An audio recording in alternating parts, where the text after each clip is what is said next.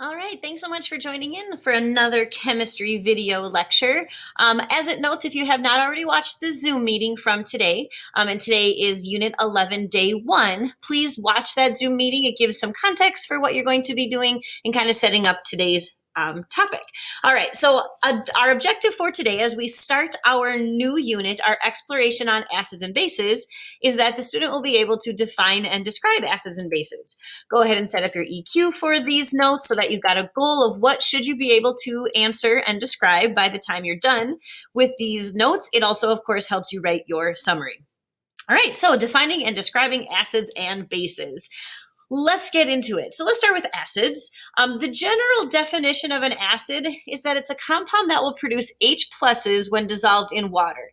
And as it notes at the top here, all of the acids and bases that we are going to be focusing on are aqueous solutions. That means that there is some type of compound dissolved in water specifically. So they're all solutions, homogeneous mixtures, and solvent is water for every one of them. And then whatever your chemical is, acid or base, would be your solute. So when you take whatever compound it is and you dissolve it in water, if H pluses start floating around, then that would be defined as an acid. So then if you have done that, your acids all would have in common that they would have a sour taste. So that's that taste that kind of like puckers your mouth together. It's on like the sides of your tongue. That's where you your receptors for, or your taste buds for sour are. And then the other thing that all acids would have in common is that they will react with the carbonate ion. That is found in rocks. It's found in the bottom of lake beds and river beds. And what happens is it will produce CO2.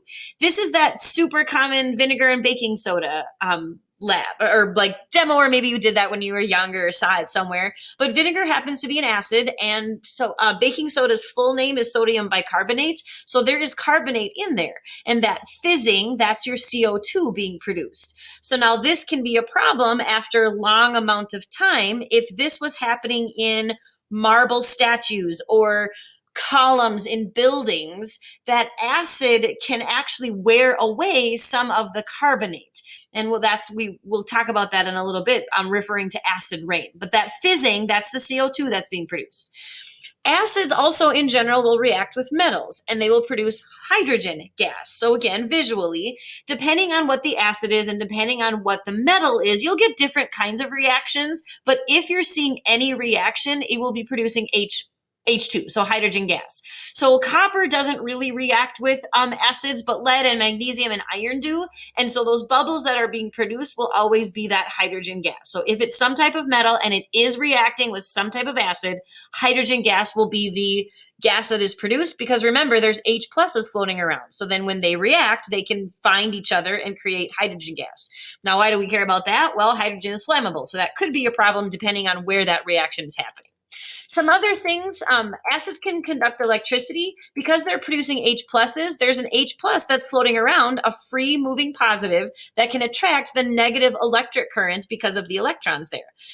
It might be a weak conductor or a strong conductor. It just depends on what kind of acid you're dealing with, if there's lots of ions floating around or if there's just a few ions. And so that just kind of gives you a visual of that idea of conducting a current. And then let's come back to that acid rain idea.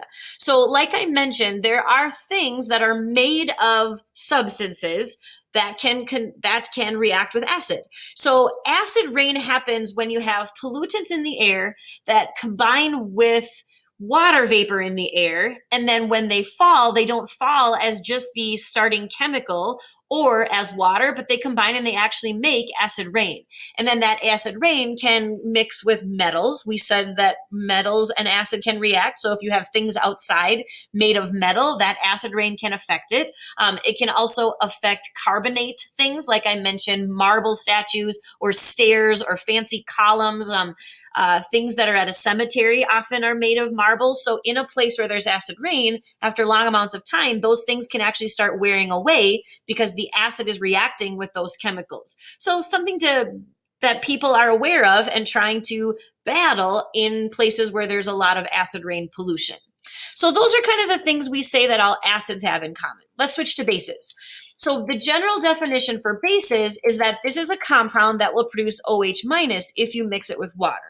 The other general definition is that it can accept an H plus, because there you'll see, as you study more bases, you'll see that there's some bases that don't just have hydroxide in them, but the structure of them has a lone pair of electrons that can attract H plus, and then that would be your definition of base also. If you were to get bases in your mouth, it's that bitter taste. And this picture is great because you're sticking out our tongue.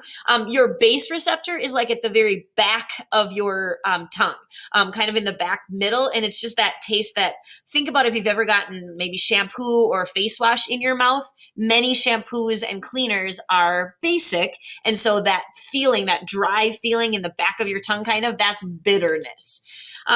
Bases, when you react them with acids, which obviously I could have also said acids reacting with bases, will produce water and salt every time. Now, salt is not always sodium chloride. Remember, salt is the general term for an ionic compound. And the reason this works is because that H plus that broke off from the acid and the OH that broke off from the base, well, look at that, HOH, that's water. And then if the H broke off of something and it's positive, there's a negative around.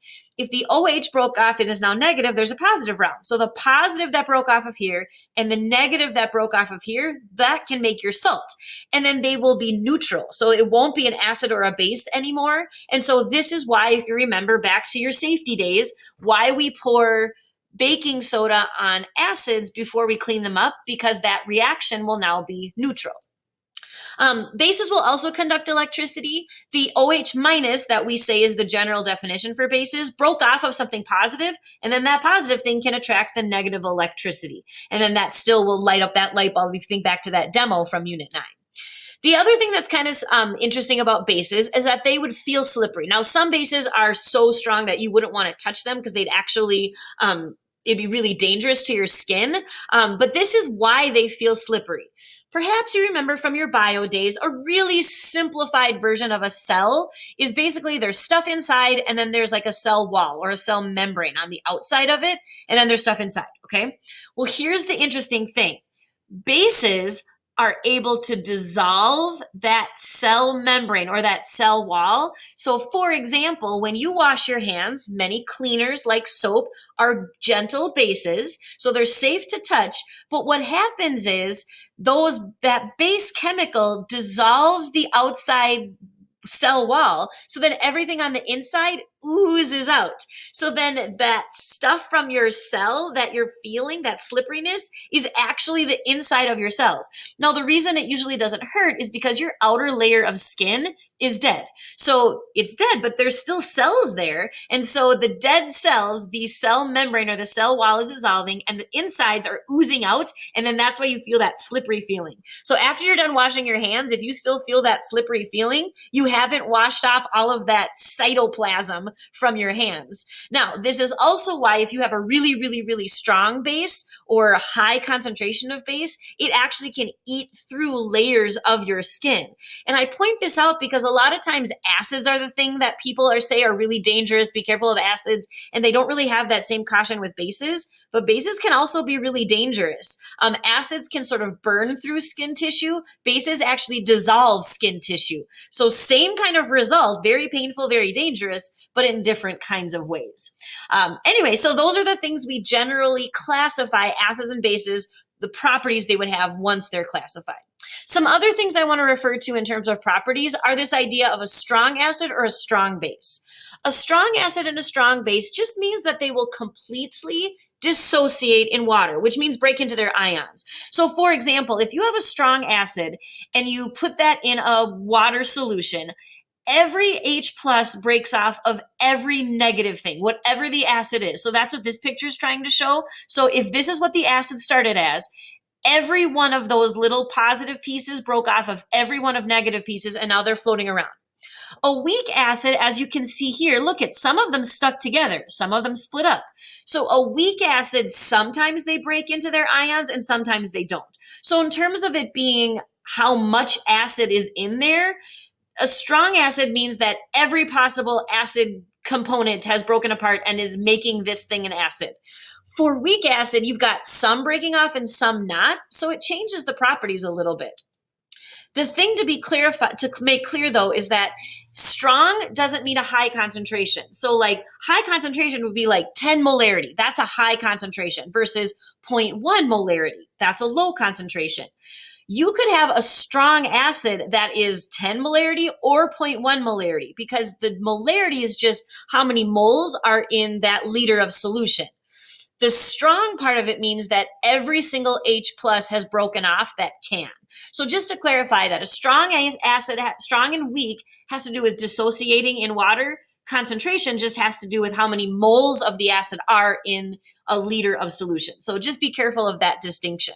You don't have to write these down, but just to give you a visual, this is the strong acids that we know of in chemistry, meaning that if you have hydrochloric acid, there is no HCl left. It is always an H separated from a Cl, or same with hydrobromic acid, any of those. And then strong bases, so same idea.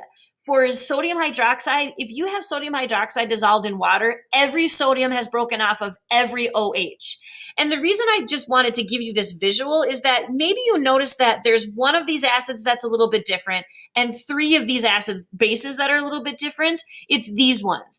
And the reason I want to point that out is because if you're trying to figure out what kinds of properties these acids and bases will have, if you have a strong acid that is H2SO4 or a strong base that is barium hydroxide or magnesium hydroxide or calcium hydroxide, you have twice as many H pluses or OH minuses, and that is going to affect pH, which I'll get to in a little bit later today. So pH is maybe something you've heard of, but pH is a measurement of how many H's or not H's there are. In this case, it'd be OH's, but that matters. So just another way that we describe acids and bases would be how much of those H's are dissolving.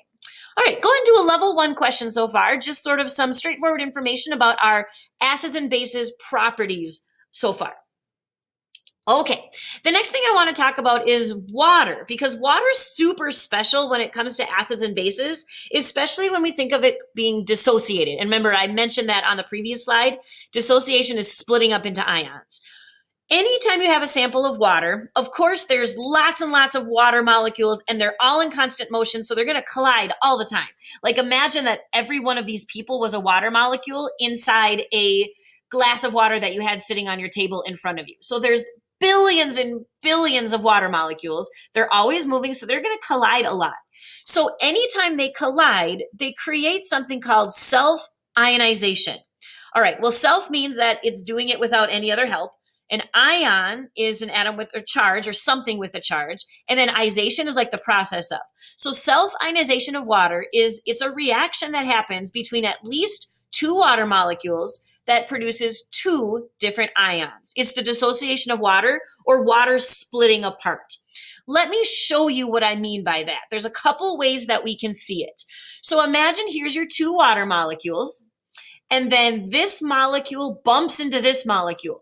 Well, because there's this lone pair of electrons, on two of them, on oxygen, which are negative, and hydrogen, which can have a positive charge, if these two bump into each other, the hydrogen might actually attract to one of those pair of electrons. But then if it rips off, now you're going to end up with just an OH minus. So that's what this is showing. So you've got the original water with an H that attracted to this pair of electrons and now is extra positive.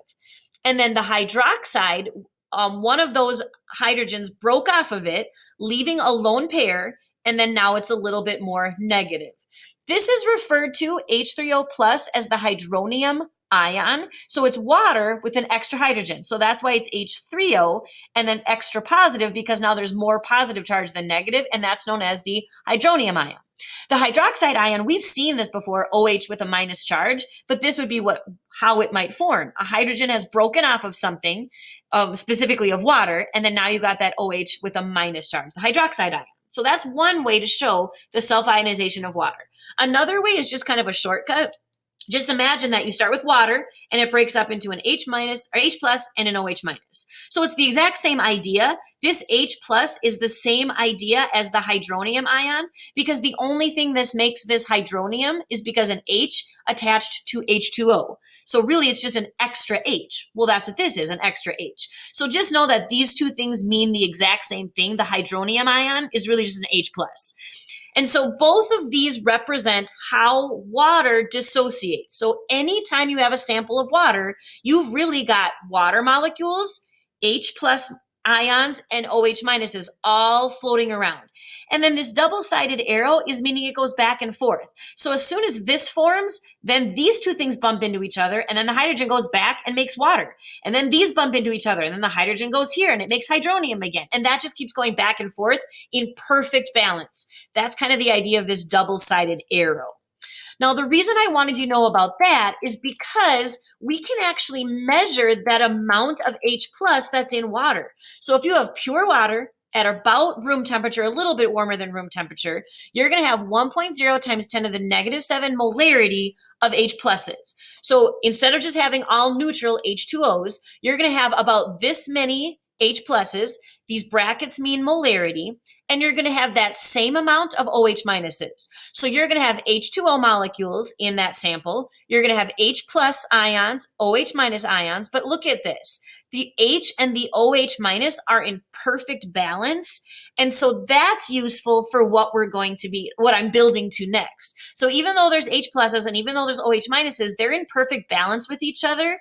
And that matters for part 3 of our notes. So go ahead and do a level 2 question so far. Maybe a compare, maybe sketch a picture of HCl dissolving in water to make an acid. That would be cool. All right, let's finish off our notes. So the last thing I want to talk about is that H and that OH compared to each other. So remember, our general definition of acids are that you have H pluses breaking off. So if you're comparing the amount, or this is the molarity of H's to OH's, there'd be more H pluses. So you started with these two things being at balance, and then you added something into it that made more H's than there were before. So then now you've got an acid.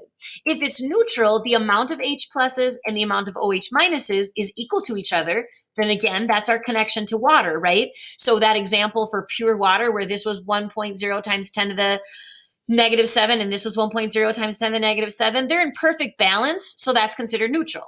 And then the opposite, if you have more hydroxide ions than H pluses. So again, it started as them being equal to each other, and then you dissolved something in the water to make it a base solution. That means that whatever you dissolved had OH minuses being produced. So then overall, there's more of this, and then that creates a base solution.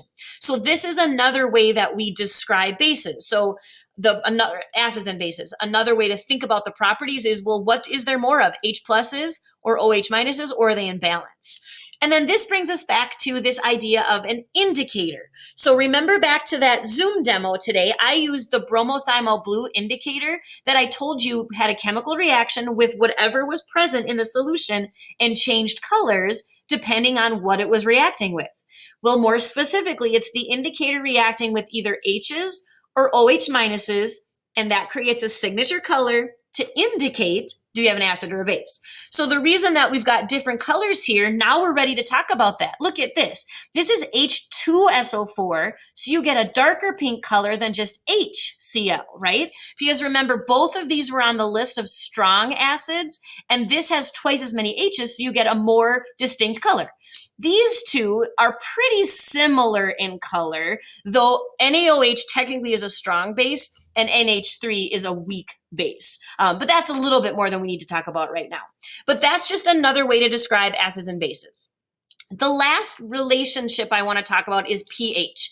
And pH, the concept of pH was developed by a guy named Soren Sorensen, not a very creative name, but hey, named after his parents, most likely. He was a Danish chemist, and what he was studying was log values and acids and bases. And what he came up with is that if you take the negative log of the molarity of your H's, or the negative log of the molarity of your OH minus, you will get this thing called pH. Now, I'm not going to make you calculate this in this class, but if you took more classes or if we were in person, I would have you do this. It's basically just you type in on your calculator the negative button, the log button, and then whatever the concentration was given, or you could go backwards to find pH.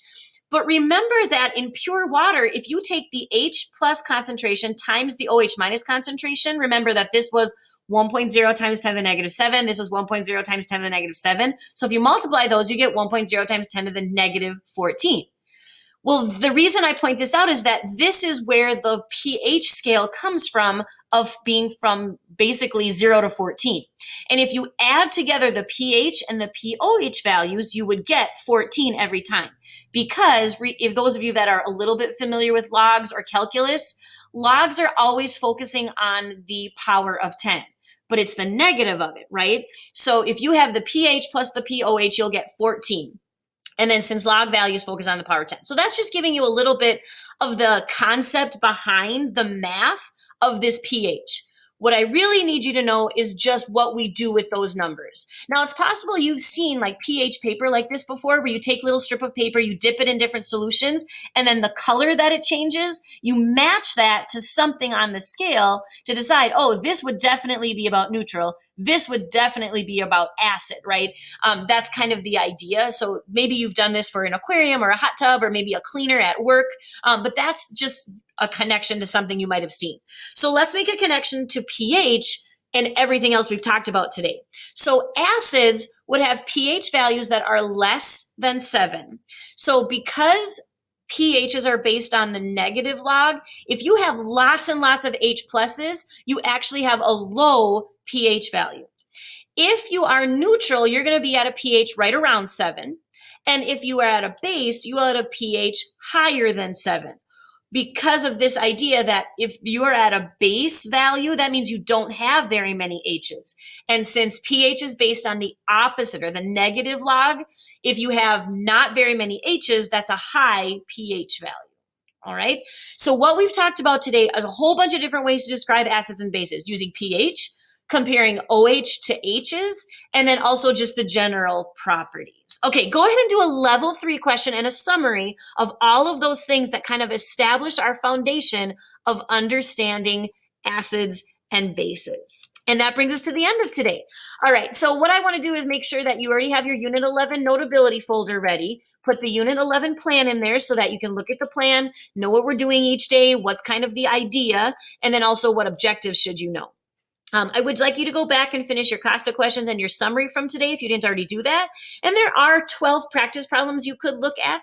That's your only new assignment, and it's of course optional. But if you want to, it's the best way to know if you understood today's notes. Just read over or write out those answers so that you kind of get an idea of what you should be able to understand after today's information.